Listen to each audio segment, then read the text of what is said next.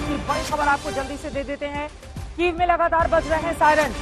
कभी भी कीव में हो सकते हैं हवाई हमले, इस तरह की जानकारी निकलकर सामने आ रही है। राजेश पवार मौके से लगातार जुड़े हुए हैं। राजेश, क्या है स्थिति? कीव में आपकी मौजूदगी है, कहा जा रहा है कभी भी वहां पर हवाई हमला हो सकता है क्योंकि सायरन की आवाजें रह रहकर वहां पर सुनी जा सकती हैं। राजेश, देखिए चित्रा, अभी 2 मिनट पहले जब आप रिपोर्ट दिखा रही थी तो यहाँ सायरन बजा था लगातार 2-3 बार, और एक धमाके की आवाज भी आई थी। अब वो धमाका कीव के अंदर है या आउटस्कर्ट्स पे, ये कहना मुश्किल है, लेकिन एक धमाका जरूर हुआ है और एयर सायरन बजा है यहाँ पे। अभी 5 मिनट पहले जब आप रिपोर्ट दिखा रहे थे उस वक्त एयर सायरन बज रहा था।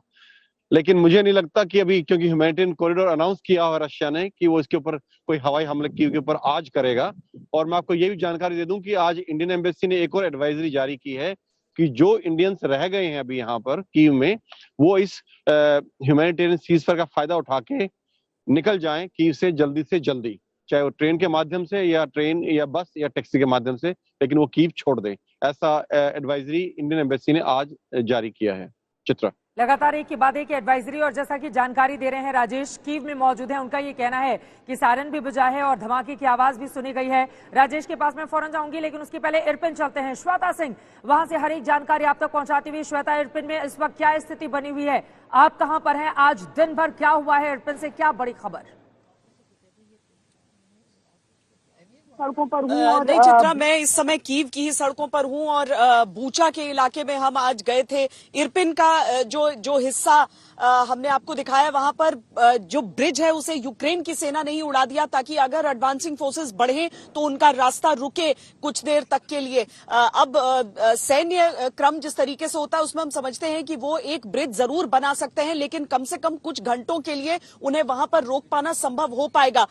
अब चूंकि वो समय नजदीक आ रहा है धीरे धीरे जब यहाँ पर कीव शहर में कर्फ्यू लगा दिया जाता है, इसीलिए आपको हटना पड़ता है कुछ इलाकों से, वहां पर आप इस समय कवरेज नहीं कर सकते हैं। लेकिन इरपिन के भीतर भी, उस शहर के भीतर भी घुसकर हमने देखा, मुझे एक ऐसा आर्मी ऑफिसर मिले जिन्होंने कहा कि उनकी आंखों के सामने एक परिवार के 3 लोगों को गोलियों से मार दिया गया था। कुछ ऐसे रूसी लोग मिले, कुछ ऐसे यूक्रेन के लोग मिले जिन्होंने बताया कि उनके जो बाकी जान पहचान के लोग हैं उनके घरों के इर्द गिर्द चूंकि उस तरह की भीषण जंग चल रही है, वो अपने घरों से निकल ही नहीं पा रहे हैं। आज भी बड़ी संख्या में बहुत सारे लोगों को उस इलाके से निकाला गया। आप समझिए नॉर्थ वेस्ट का इलाका ये हो जाता है, कीव से लगता हुआ नॉर्थ वेस्ट का इलाका हो जाता है, करीब 20 मील की दूरी आप समझ लीजिए। जो सायरन्स बजते हैं अमूमन वहां पर बहुत भारी गोलाबारी वहां पर हुई है आज भी। चित्रा, जब हम वहां पर खड़े थे उस समय बहुत ज्यादा शेलिंग की आवाजें एक के बाद एक आती जा रही थी और लोगों को बहुत तेजी से दौड़ते हुए निकाला जा रहा था।